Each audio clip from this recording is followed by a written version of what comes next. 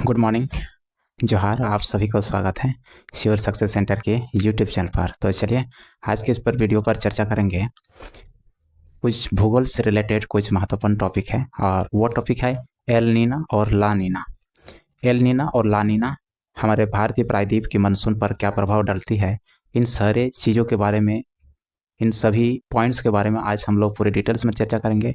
आप लोगों का जो डाउट है पूरी तरह से इस क्लास में आप लोगों का डाउट क्लियर हो जाएगा। तो चलिए एल नीना और ला नीना क्या होता है और ये एल नीना और ला नीना हमारा भारतीय प्रायद्वीप की मानसून पर क्या प्रभाव डालती है, क्या इफेक्ट करती है, पूरे डिटेल्स में हम लोग चर्चा करेंगे। कुछ लोगों का कहना है कि इस बार इतने ज़्यादा गर्मी क्यों लग रहा है।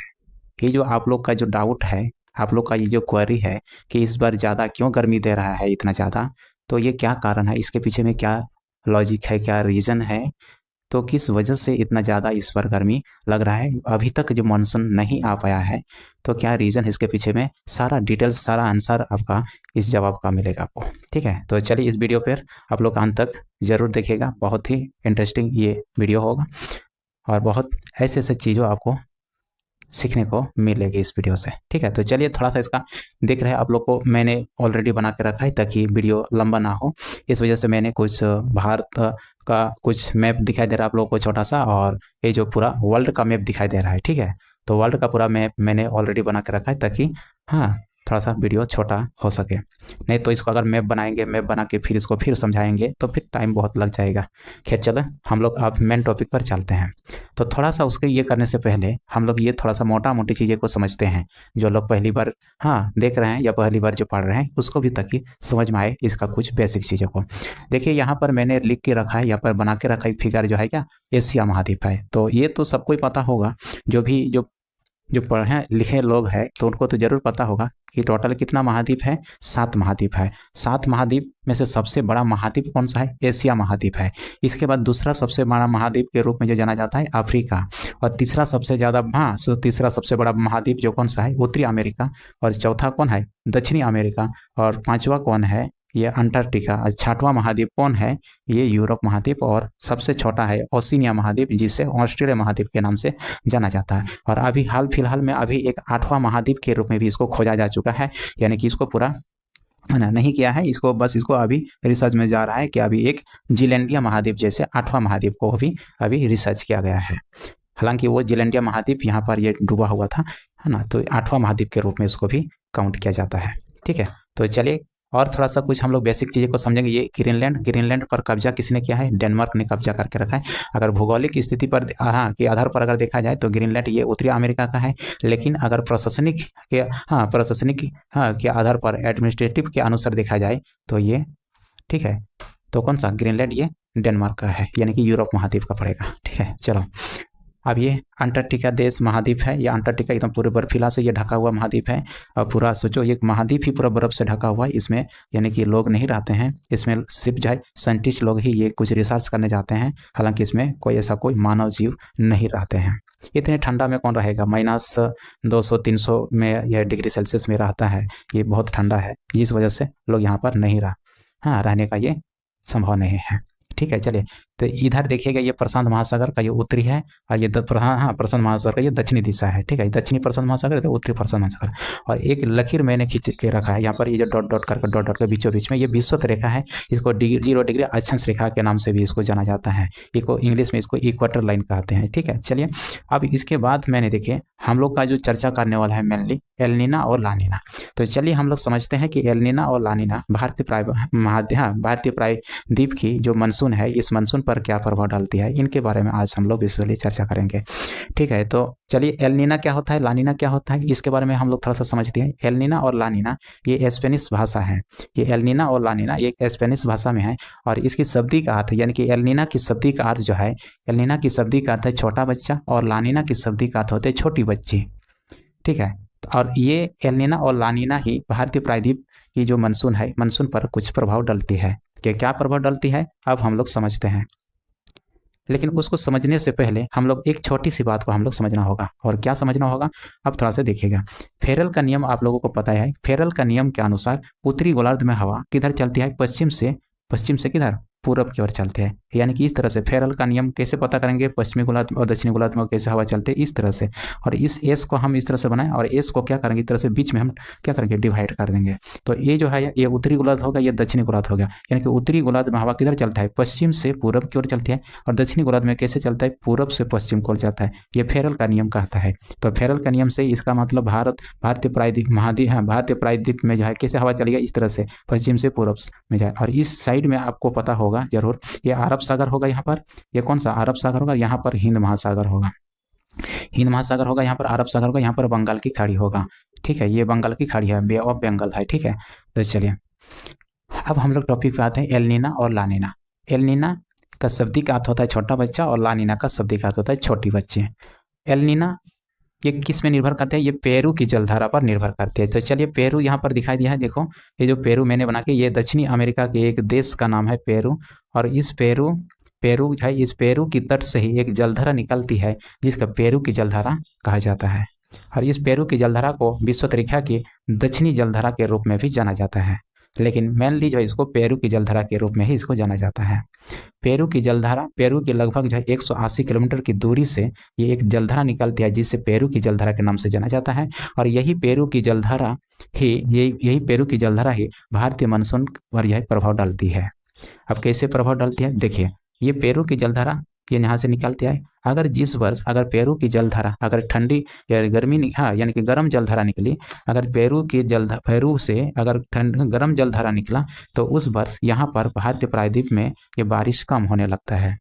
अगर जिस वर्ष अगर ठंडी जलधारा पेरू से निकली तो उस वर्ष भारत में बारिश से तबाही कर देता है। क्या है इसके पीछे, क्या लॉजिक है, चलिए इसी को समझते हैं। तो चलिए देखिए, ये हो गया पेरू की जलधारा। देखिए ये यहाँ पर प्रशांत महासागर देख रहे हैं, इधर भी क्या है, ये प्रशांत महासागर, इधर भी क्या है, प्रशांत महासागर। मतलब प्रशांत महासागर को हम लोग दो जगह में हम लोग फाड़ किए हैं, इधर उत्तरी प्रशांत महासागर, इधर दक्षिणी प्रशांत महासागर। तो अगर इसको हम लोग क्या करें, इसको ग्लोब में अगर देखेंगे, या इसी को ये इधर वाला को अगर इधर इसको इसके साथ अगर हम मिलाएंगे इधर वाला को, तो क्या एक गोल हो जाएगा। यानी कि ये जो दिख रहा है ना, ये जो है उत्तरी अमेरिका दक्षिणी अमेरिका, ये कहाँ चला जाएगा, इसी साइड में जा रहा है। इसका मतलब इधर में अगर मान लिया पेरू की जलधारा इधर अगर गोल के रूप में अगर इसको यानी कि ग्लोब की इसको गोल करेंगे इस तरह से अगर इसको हम क्या करेंगे, देखिए यहाँ पर अगर इसको गोल करेंगे, पर देखो ये लेफ्ट राइट साइड और लेफ्ट साइड, अगर इसको ये करेंगे देखो मिलाएंगे, तो इस तरह से क्या दोनों सट जाएगा, इस तरह क्या दोनों सट जाएगा। मतलब यही वाला मैंने यहाँ पर आप लोगों को समझाने का कोशिश कर रहा हूँ। ये जो यहाँ पर देख रहे हैं पेरू की जलधारा कहाँ हो जाएगा, यहाँ पर आ जाएगा। पेरू की जलधारा कहाँ आ जाएगा, यहीं पर आ जाएगा। ठीक है, इस जगह में आ जाएगा पेरू की जलधारा। ठीक है, इसी तरह से पेरू को ये जलधारा हो जाएगा। यही पेरू की जलधारा यहाँ पर चला जाएगा अगर मान लीजिए इस तरह से इसको हम मोड़े तो, क्योंकि ये तो फैला हुआ है। ठीक है, इस वजह से थोड़ा सा इधर लग रहा है, यही वाला एक नंबर क्या यहाँ पर आ जाएगा। यानी कि पेरू की जलधारा यहाँ पर आ जाएगा यार, यही पेरू जलधारा।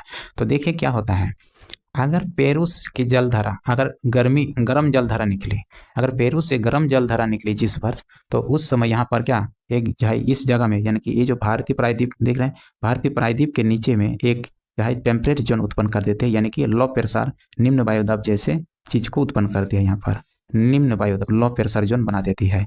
और इस आप लोगों को पता है लो प्रेशर जोन क्या करता है, ये हवा को गर्म कर देती है, और हवा को गर्म करके ऊपर हवा भेज देती है। यानी कि यहाँ का हवा ऊपर चला जाता है, और ऊपर जैसे यहाँ पर चला जाता है हवा, तो यहाँ वह क्या होता है, खाली हो जाता है। और आप लोगों को पता है ये हवा किधर चलते हैं, देखो हाई प्रेशर से किधर चलते हैं, लो प्रेशर की ओर चलते हैं, हाई प्रेशर से लो प्रेशर की ओर चलती है।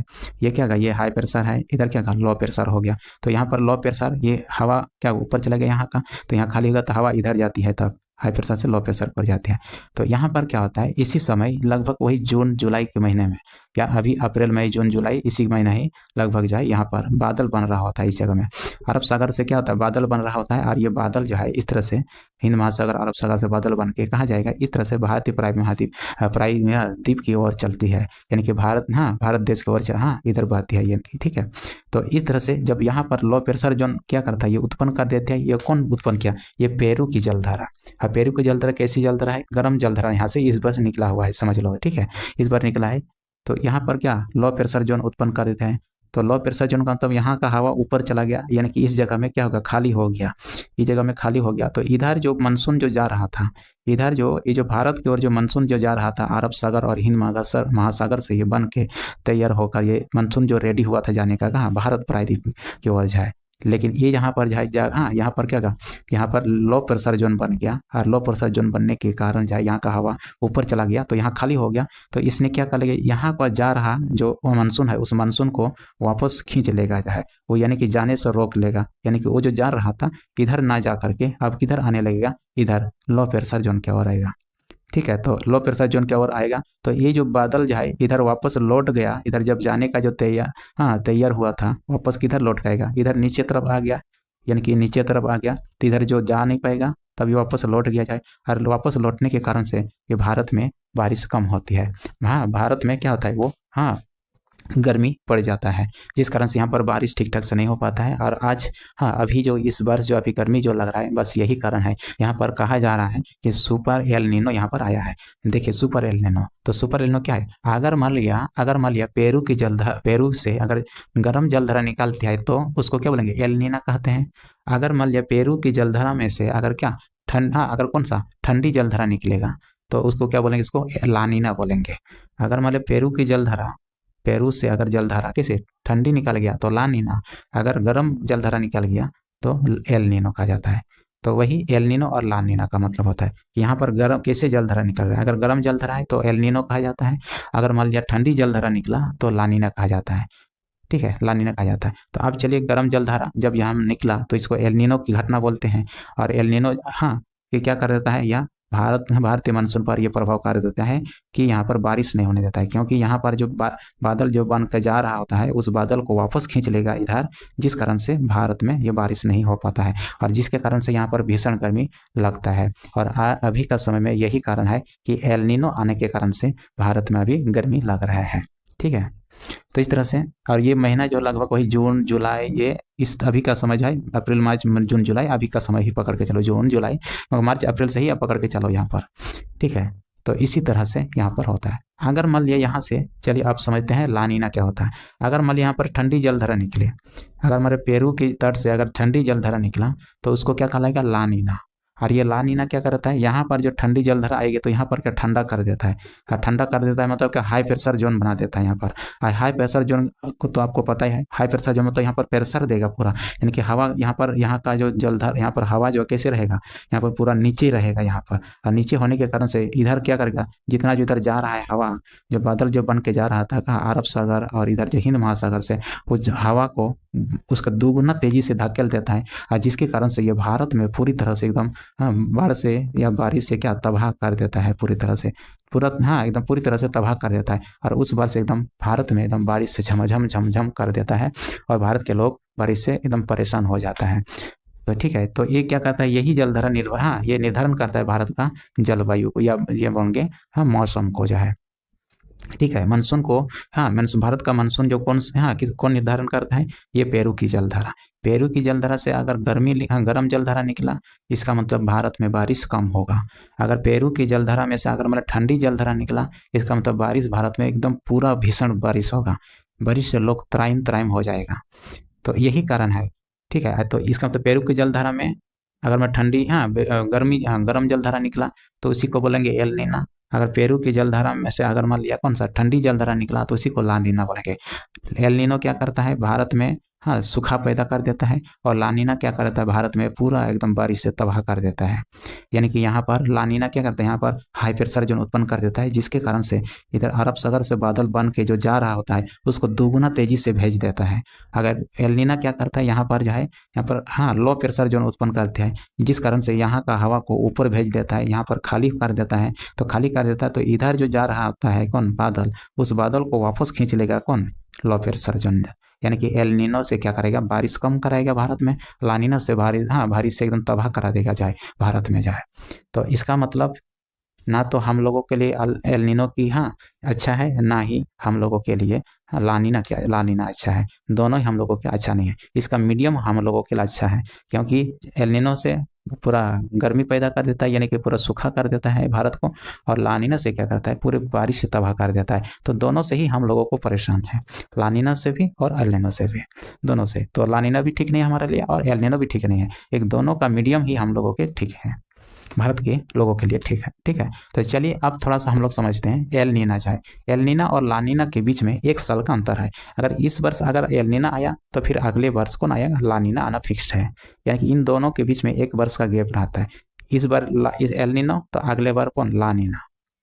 फिर लेकिन ये जो एल नीनो और लानिना, फिर ये जो कितना साल के बाद फिर रिपीट होगा, ये 4 साल के बाद रिपीट होगा।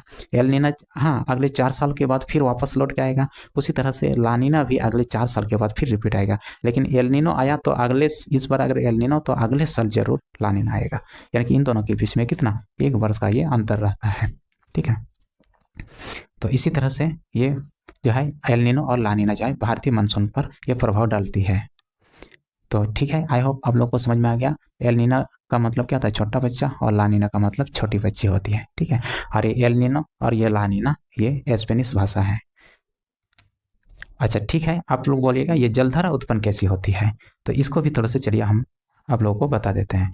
ठीक है, जलधारा उत्पन्न कैसे होता है। जलधारा देखिए, पृथ्वी एक चक्कर कट रहा है, पृथ्वी एक क्या क्या वो घूम रहा है, और पृथ्वी घूमने के दौरान जो एक जो है बल उत्पन्न होती है जिसे कोरियोलिस बल कहते हैं। फिर पृथ्वी क्या कर रहा है, पृथ्वी ये घूम रहा है और घूमने के दौरान एक बल उत्पन्न हो रहा है, कहीं ना कहीं एक उत्पन्न हो रहा है बल, और इस बल को क्या बोलते हैं, कोरियोलिस बल। इस बल को क्या बोलते हैं, कोरियोलिस बल।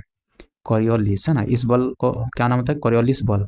और इस कोरियोलिस बल के कारण से फिर यहाँ जो एक झटका लगती है, और इसी झटका के कारण से ही एक यहाँ पर जलधारा उत्पन्न करती है। और हाँ, जलधारा उत्पन्न करता है, ये झटका लगती है तो झटका के कारण से जलधारा उत्पन्न होती है। और यहाँ पर जब अगर मतलब गर्म जलधारा उत्पन्न हुआ तो एल नीनो, अगर मतलब यहाँ पर ठंडी जलधारा उत्पन्न हुआ तो ला नीना। एल नीनो क्या करता है, यहाँ पर लो प्रेशर जोन का उत्पन्न करती है, और लो प्रेशर जोन उत्पन्न होने के कारण से इधर जाने वाला जो मानसून है या जाने वाला जो बादल है वो वापस लौट के आएगा, और लौट आएगा तो भारत में बारिश कम हो पाएगा। बारिश कम होगा क्योंकि यहाँ पर सूखा हो जाएगा। ठीक है, क्योंकि बादल नहीं आ पाएगा, बादल तो इधर वापस लौट के नीचे तरफ जाए, इस वजह से। अगर देखो यहाँ से ठंडी जलधारा निकलती है पेरू की तट से, तो इसको क्या बोलेंगे, लानीना बोलेंगे। और लानीना क्या कर देता है, यहाँ पर जाए हाई प्रेशर जोन उत्पन्न कर देता है, हाई प्रेशर जोन उत्पन्न कर देता है। हाई प्रेशर जोन उत्पन्न करने के कारण से की वजह से जाए यहाँ से जो अरब सागर और हिंद महासागर से बादल बन के इधर भारत की ओर जा रहा होता है, उस बादल को, उस हवा को दोगुना तेज भेज देता है, जिसके कारण से यहाँ पर पूरी तरह से 100% यहाँ पर बादल चला जाएगा। और 100% बादल जाने के कारण से भारत में यहाँ 100% ये बारिश झमाझम कर देगा। और इस बारिश से हाँ क्या करता है, भारत को पूरी तरह से तबाह कर देता है, भारत के लोगों को बारिश से परेशान कर देता है। ठीक है, तो इसी तरह से लानीना और एल नीनो और लानीना भारतीय मानसून पर ही प्रभाव डालती है। आई होप आप सभी को समझ में आ गया है। जो भी आप लोगों का डाउट है लानीना एल नीनो के से संबंधी शायद आप लोगों का क्लियर हो गया होगा। और अगर मतलब डाउट है ही तो आप लोग कमेंट बॉक्स में जरूर लिखिएगा, फिर मैंने दोबारा इसको मैं समझाने का प्रयास करूंगा आप लोगों को। ठीक है, तो इस वजह से इस बार थोड़ा सा गर्मी ज़्यादा लग रहा है। हाँ, इस बार सुपर एल नीनो आया हुआ है, तो ये जान लीजिएगा सुपर एल नीनो आया है तो अगले बार जरूर आएगा कौन सा, ला नीना, क्योंकि इनके बीच में आगे पीछे होती है, इसके में क्या आगे पीछे है। अगर इस बार एल नीनो आया तो अगले साल क्या ला नीना आएगा। और ला नीना भी अगले बार जो दिखाई देगा कब, 4 साल के बाद। ला नीना भी वैसे ही अगले बार 4 साल के बाद, एल नीनो भी कितना 4 साल के बाद, तो 4 साल के अंतराल पर ये दोनों आते रहते हैं। ठीक है, तो आई थिंक आप सबको समझ में आएगा। खैर चलो आज इतना ही। और एक बात मैं आप लोगों को बताना चाहूँगा कि जो उत्पाद सिपाही जो परीक्षा हुआ, उत्पाद सिपाही में कितना आया क्वेश्चन, 110 क्वेश्चन में से 90 क्वेश्चन जो है जो पढ़ाया हुआ क्वेश्चन आया हुआ था डायरेक्ट। इसीलिए जो भी स्टूडेंट जो है यहाँ पर तैयारी किए थे हमारे पास, तो उसको 90 क्वेश्चन तो जरूर वो सॉल्व किया होगा। 110 क्वेश्चन जीएस था, उसमें से 90 तो क्वेश्चन पूरा हूबहू छपा हुआ था। और मैं आप लोग को एक बता दूं, जेपीएससी के एग्जाम में भी यह 40 से 45 क्वेश्चन ये पढ़ा हुआ ये आया हुआ है। 40 से 45 क्वेश्चन जेपीएससी में भी क्या होगा, ये क्वेश्चन आया हुआ है। तो आप देखिएगा, जबकि जेपीएससी के लिए तो यहाँ पर तैयारी नहीं कराया जा रहा है, फिर भी जो है कितना 40 से 45 क्वेश्चन आया हुआ है पीटी में। और उत्पाद सिपाही का तो मत बोलो, उत्पाद सिपाही में तो 110 क्वेश्चन में से 90 क्वेश्चन आया हुआ था। आप समझिए कितने जाए। देखिए बहुत सारे स्टूडेंट का कहना है कि सर हमको मैथ नहीं आता है, मैथ हमको समझ में नहीं आता है, मैथ हमको समझा दीजिएगा। बाबू रे, मैथ अब सीख जाओगे तो ये मत बोलो कि नौकरी हो जाएगा। मैथ, हाँ, नौकरी के लिए मैथ की कोई ज़रूरी नहीं है कि कोई, हाँ, कि मैथ सीखोगे तभी नौकरी होगा। उत्पाद सिपाही में जो है, उत्पाद सिपाही परीक्षा में इसमें जीएस ही कितना 110 आया, मैथ तो कितना 10 को था। इसका मतलब 10 के पीछे काहे आप पड़ा हुआ है, 10 के पीछे आप काहे पड़ा हुआ है कि 10 तो नहीं सकेंगे, नहीं सकेंगे, 10 पीछे में तुम्हारा दिमाग तुम काहे लगाया हुआ है। तुम 110 क्वेश्चन है उसमें से तुम उस क्वेश्चन में तुम फोकस डालो ना। इसका मतलब ये मैथ तुम जानोगे, मैथ अगर जानते हो तो नौकरी पाओगे, इसका कोई गारंटी नहीं है। क्योंकि मैथ हर कुछ, हर ये में, हर परीक्षा में मैथ का इंपॉर्टेंट नहीं होती है। यहाँ पर कोई इंपॉर्टेंट है, कोई वैल्यू नहीं है मैथ का। अगर मैथ जो स्टूडेंट नहीं भी सकता है ना, उसको, हाँ, वो भी नौकरी हो जाएगा इसमें। अब इसके बाद फील्ड वर्कर अभी जो आया है, अभी क्या फील्ड वर्कर जो झारखंड का आने वाला है, इसमें भी यही आपका क्या का यही सिलेबस है, यानी कि 110 जीएस होगा और बाकी 10 तो क्या मैथ होगा। तो ये 10 तो मैथ के लिए काहे दिमाग खराब कर रहे हैं यार। अगर झारखंड का नौकरी करना चाहते हैं तो आपको जीएस में स्ट्रॉन्ग करना होगा। आप झारखंड जीएस जाए, इसके बाद फिर जाए इस समझना ज्ञान वाला जीएस आपको स्ट्रॉन्ग करना होगा, तभी आपका नौकरी होगा, अन्यथा आपका नहीं होने वाला है। क्योंकि मैथ के पीछे जो पगला रहता है ना, बेवकूफ़ है। और घाटशिला का बस यही बेवकूफ़ है। घाटशिला के जो स्टूडेंट है यही बेवकूफ़ी काम करता है कि मैथ मैथ मैथ मैथ। अरे भाई, मैथ के पीछे में क्यों पड़ा हुआ है तुम? मैथ जो नहीं सकते हो, तुम्हारी बस की बात मैथ नहीं है, तुम उसके पीछे ही क्यों पड़ा हुआ है?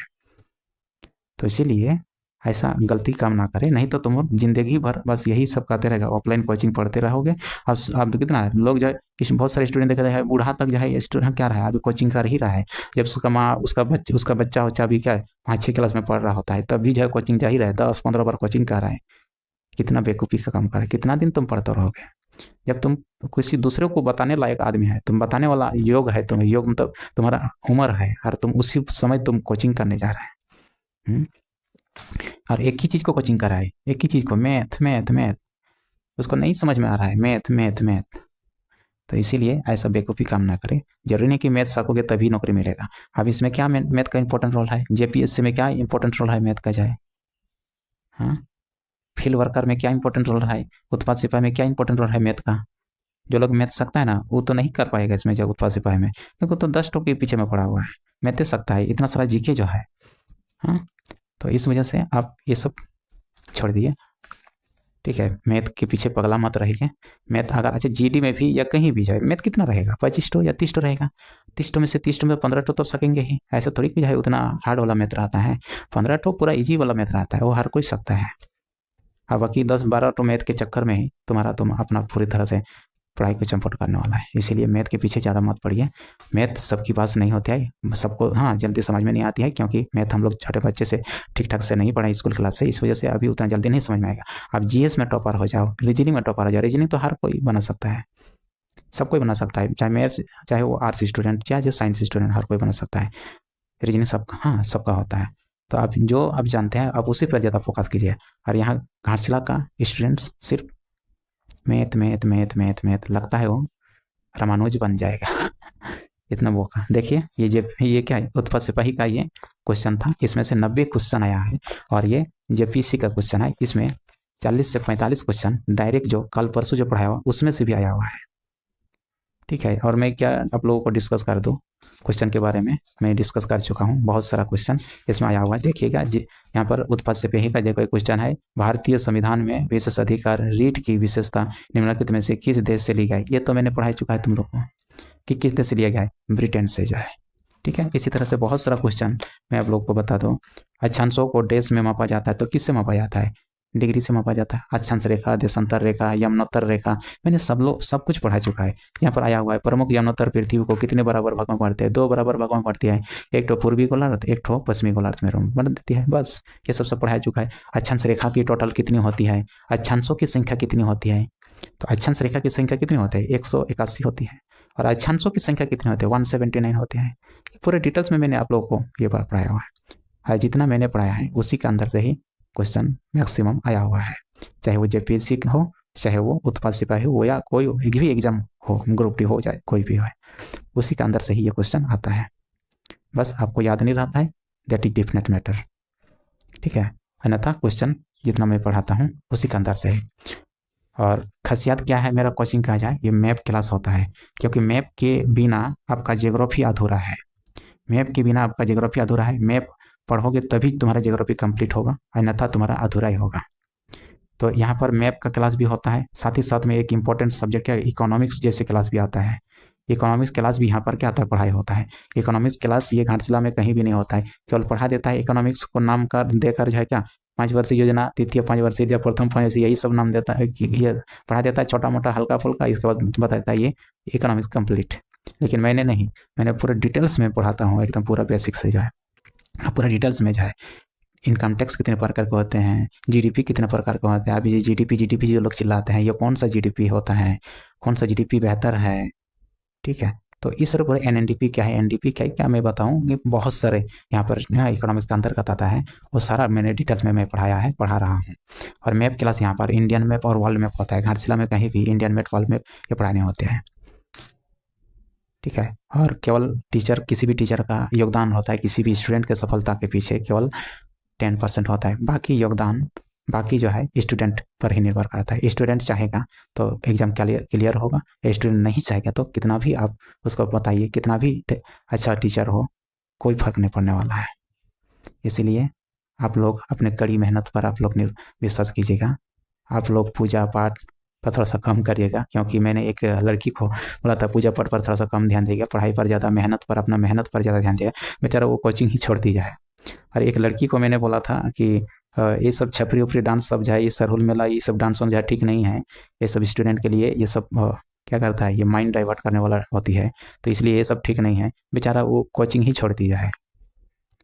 एक लड़की को मैंने बोलता कि प्यार मोहब्बत एक्चुअली क्या है, वो सही नहीं है, एक लिमिटेशन होता है उस चीज़ का भी जो है, एक हाँ लिमिटेशन होता है, क्योंकि आप जल्दी नौकरी कीजिए उसके बाद प्यार मोहब्बत कीजिए, प्यार मोहब्बत के लिए बहुत टाइम उम्र होता है, ठीक है। लेकिन पढ़ाई लिखाई का बस एक ही उम्र होता है। इस चीज़ का हाँ का हम उस दिन हम डिस्कस किए थे, थोड़ा सा बहुत स्टूडेंट सबको बोला, तो बेचारा वो अपने दिल में ले लिया जाए और वो लड़की यहाँ कोचिंग ही छोड़ दी जाए। घाटशिला का ऐसे ऐसे लड़के होते हैं, 90% स्टूडेंट जो है लड़का लड़की के चक्कर में ही कोचिंग जाता है, लड़की लड़का के चक्कर में, क्या हम किसी लड़का को फंसा देंगे, लड़का जो है लड़की के चक्कर में कोचिंग जाता है, वो एक लड़की को हम फंसा लेंगे, यानी कि वो कभी भी हम एग्जाम क्लियर करने के मकसद से नहीं जाता है। मेरी बात आप लोगों को कड़वा लगेगा, लेकिन आप जरूर एक दिन याद करिएगा मेरा बात जिस दिन तुम नंगे पैर से घूमोगे बाबू, उस दिन मेरा बात को याद आएगा कि हाँ ये सर ने सही कहा था, एक समय ही था जो कुछ करने का, लेकिन वो समय गुजर चुका होता है, तो आप उसके बाद कुछ नहीं कर पाएंगे। Time is tight, wait for none, ठीक है। इसीलिए आपका समय है, तो समय में रहते हुए आप कुछ करिएगा, नहीं तो समय तुम्हारा डिसाइड कर लेगा तुम क्या करोगे। तो इसी वजह से आप लोग समय है, पढ़ाई लिखाई पर ज़्यादा फोकस कीजिएगा। और मेरे पास जो है ज़्यादातर ऐसा लड़का ही आता है, ऐसा लड़की आता है जो पढ़ाई पर ज़्यादा फोकस करने वाला है, ऐसा लड़का बाजी करने वाला जो लड़की सभी नहीं आती है। आजकल लड़का लड़की दोनों साम है, लड़की लड़का के पीछे पगला हुआ रहता है, लड़का लड़की के पीछे पगला हुआ रहता है, ठीक है। आजकल क्या बोलिएगा, ज़्यादा बोलिएगा कोचिंग छोड़ देगा, इसलिए ज़्यादा बोलना भी ठीक नहीं है, ठीक है। चलो इसको हाँ अब ये कोचिंग वोचिंग भी आजकल तो मज़े लूटने के लिए आता है, ना कि पढ़ने के लिए जाए। कभी नहीं सुना है किसी का मुंह से, लड़का लड़की का मुंह से कि बहुत अच्छा पढ़ाई हुआ, लेकिन क्या बोलेगा बहुत मज़ा आया, मतलब वो मज़ा लूटने आ रहा है, पढ़ने के लिए नहीं, मज़ा लूटने आ रहा है। बोलिएगा हाँ विषुवत रेखा क्या है, देशांतर रेखा, अक्षांश रेखा कितनी है, नहीं बता पाएगा, ग्रहों के बारे में नहीं बता पाएगा कितनी है टोटल ग्रह, 7 महाद्वीप के बारे में नहीं बता पाएगा, कितने महासागर है महासागर के बारे में नहीं बता पाएगा। तो ऐसे ऐसे स्टूडेंट होते हैं, ठीक है। कोई बात नहीं, आप लोग मेरा बस लोगों को तो यही कहना है कि आप लोग ज़्यादातर पढ़ाई पर फोकस कीजिए, ठीक रहेगा।